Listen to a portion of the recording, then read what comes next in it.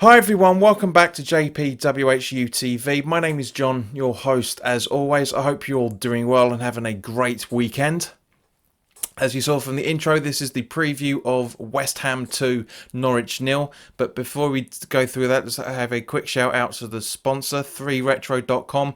Please click the link in the description below that will take you directly through to the West Ham section of their website, where you can purchase retro kits from the 60s all the way through, retro shirts I should say, from the 60s all the way through to the early 2000s, including the 1976 home shirt which inspired this season's home shirt, and also the 1980 FA Cup final shirt which inspired the away shirt for this season. There are also Admiral and Umbro West Ham Claret and Blue inspired track jackets, polo shirts, t-shirts and sweatshirts, so go check those out. But there's also in the link in the description below, it doesn't have to be just West Ham, you can go and get some retro England shirts. There's retro SPL and other Premier League shirts as well, and there's also some retro European clubs as well. So any purchases made through the link in the description below, for the next 17 purchases, they will go directly to Isla's Fight. So come on guys, I know you like to dig deep on this. So guys, as always, let's go through the team sheet.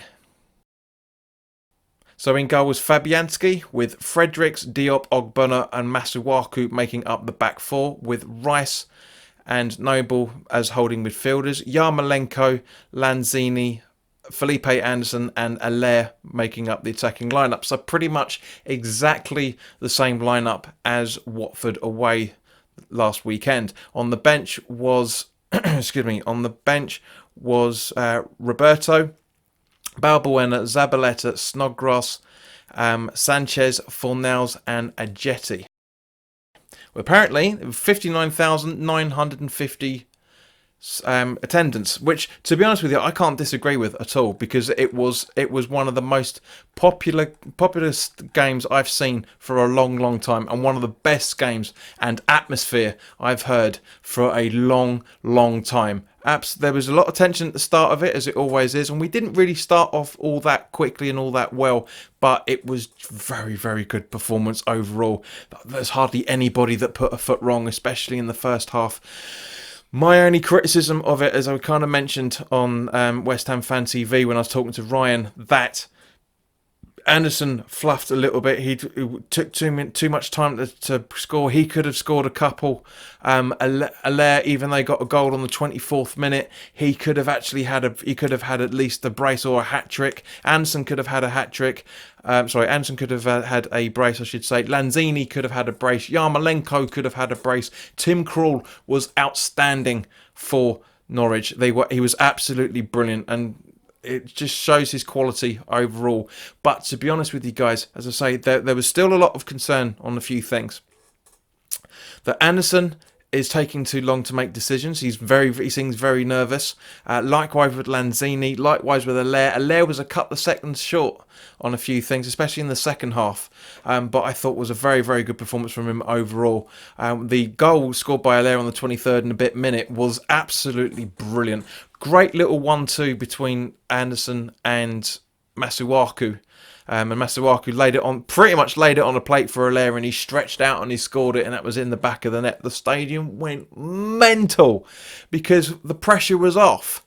We did some absolutely brilliant defending. Ogbonna and Diop today were on another level. I said in the preview, if you wanted to catch the preview, click on the card that's up here. But as I say, I said Diop was going to be back to his best today, and he was. He was absolutely brilliant. He hardly put a foot wrong. Yarmolenko was a little bit scratchy in certain positions and certain times, especially in the first half. But as I say, I thought he played. The funny thing is when it came up to his goal in the second half. Right, I said to my mates who was around me at the time. I said.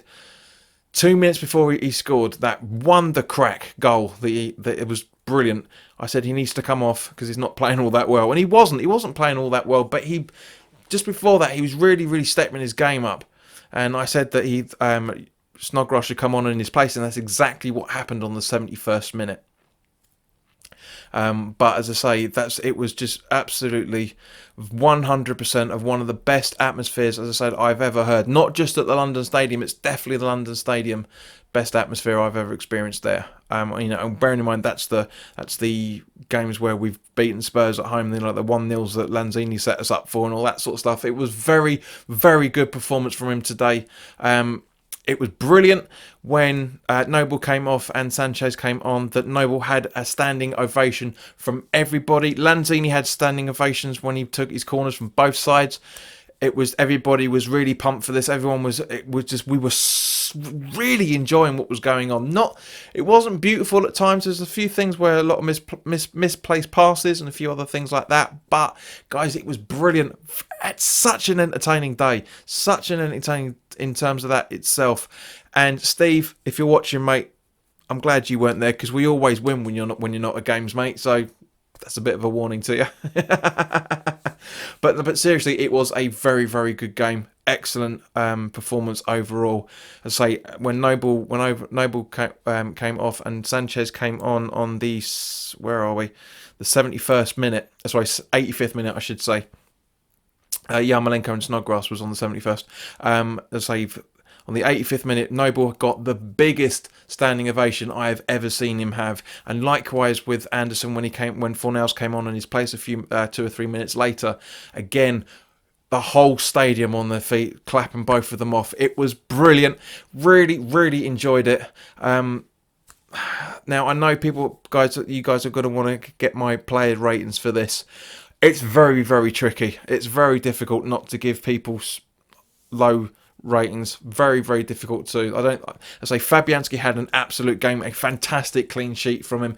Didn't have a lot to do. Pukki, who I said was worrying, and Canthill, they had their elements and the moments, but it just didn't happen for it. We've seen it before, the amount of times, Norwich hit the underside of the bar. They've hit the both sides of the posts. It was all over the place for Norwich. Everyone was saying they didn't play too well, and my argument to that is more the fact that we actually kept them pretty quiet. Just looking at the match stats here, right? We had 51% possession, but we did a lot with that possession. We had 8 shots on target. 8 shots, 3 on target, 2 corners, and 10 fouls. Whereas Norwich had 59% possession, obviously, 18 shots, 8 on target, 8 corners, and 16 fouls. And it took almost an hour for the referee to card one of the players, which was Aaron's, if I remember correctly. I mean, Snodgrass got booked and Fredericks got booked as well, but at the same point, I really don't care about that at the moment. We could have, honestly, if we'd have scored at every decent attempt we had, I think it would have been probably, as I say, Allaire could have had a hat trick, Anderson could have had a brace, so that's 5. Lanzini could have a brace, that was 7. Yarmolenko could have had a brace, that's 9. It was just, we could have had that 9-0. If Krul wasn't on his game as much as he was, especially in the second half, that could have been possibly our highest ever goals scored in a Premier League game, out-pipping last season's Macclesfield Town in the League Cup. We had that many chances. We really did have that many chances. Obviously, the match stats don't reflect that because a lot of it was off target. But I say it's 8. I mean, 9 we could have had. I mean, Khaled missed a couple of very good chances, been half a second late for a couple of things. But very, very good. This is West Ham. This is the West Ham that I remember growing up as a kid. This is the West Ham that we've waited years to see. This is just, I could ramble on all day. I'm not going to, because I know you guys don't like it when I ramble too much. But as I say, guys, it was just one of the best performances ever. As I say, Fabianski, 8 out of 10 for me, made some very good saves. Fredericks, 7 out of 10, played a very, very good game, but could have been better in a few things. Diop is an 8, Ogbonna is a 9.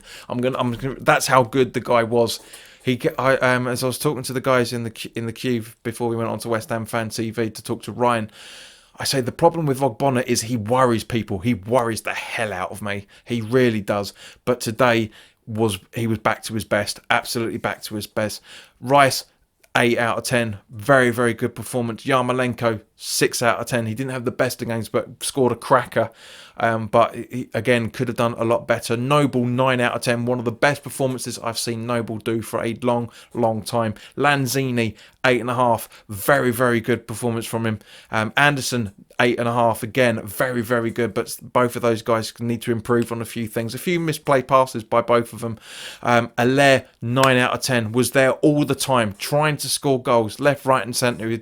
I say he didn't literally left, right, and centre, and some of the above, but it was just brilliant. He was trying his best, and that's what we want out of a centre forward. We really, really need that. Snodgrass, I'm going to give him a 6 because he played very well, but for a very limited period of time. But he's not the best of players at the moment. He needs to get his mojo back. But once we get Snodgrass firing on all cylinders, man, we are going to have a fantastic squad. We really are. Sanchez on the pitch for 7 or 8 minutes 8 minutes in total, but again played well. Kind of joked that here he comes. He's the Black Mark Noble, from what I said in the preview about the guy on Facebook saying, when did Noble black up and put a wig on? And the funny thing is, Sanchez got substituted for Noble. For me and Steve, we had a bit of a giggle about me and Paul, I should say, we had a bit of a giggle about that. Very, very entertaining. And as I say, and then Fornals on the pitch for 5 minutes. His pace has improved a lot since Tuesday. I was impressed with that. He tried to do his best, but as I say, he was only on the pitch for 5 minutes. So he even overtook Lanzini at one point for when to track back and help with defending. But so it was good. I'm very, very happy. We are joint 4th, as Ryan I'm sure is going to say on post match pint later today. And guys, we are 7 points in August. We have only lost once in August. When was the last time that happened? Really, seriously, and just at the start of the season, for that matter. We were talking about the first win at home in the first month, if I remember correctly, for a long time was Aston Villa when we came back under Allardyce. Probably, guys, let me know I know there's going to be people out there that said there's probably been a game since then. But guys, let me know your thoughts on the comment section below, as always, and let me know what you thought of today's result and also the performance. Is there anybody that's your man of the match? My man of the match, without a doubt, is Mark Noble.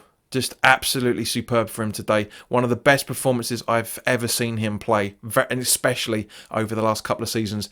This team is really bringing out the best of Noble. He's played 2 games. We've won one. So we've won both, and we've only conceded 1 goal out of his performances. So if that doesn't tell you how much of a good player it is, I don't know what will.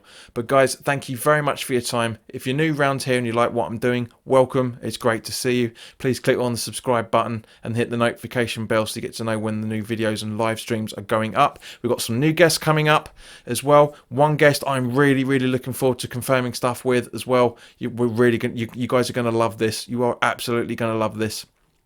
But I'm not going to confirm it until it's actually been confirmed. I just want to say thank you very much to Dave Walker and ex-West Ham employee, and also Mark Ward, for that matter, for today's Hayden Mullins' pre-game event, whatever you want to call it. Very, very good up at Leytonstone O'Neill's. Great pub. Really good beer, great atmosphere, great questions, very funny event, and some great music. So guys, check those out. There's another one coming up soon with Tony Cottee for the Man United at home game in a few weeks' time. So go and check that out, guys. You really try and get some tickets. It's a great event.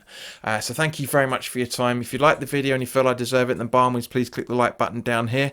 If you don't like it, then by all means, click the dislike button that's down here as well, and put in the comments why you don't like this video. And also, please share this content with anybody else that you feel may want to enjoy this.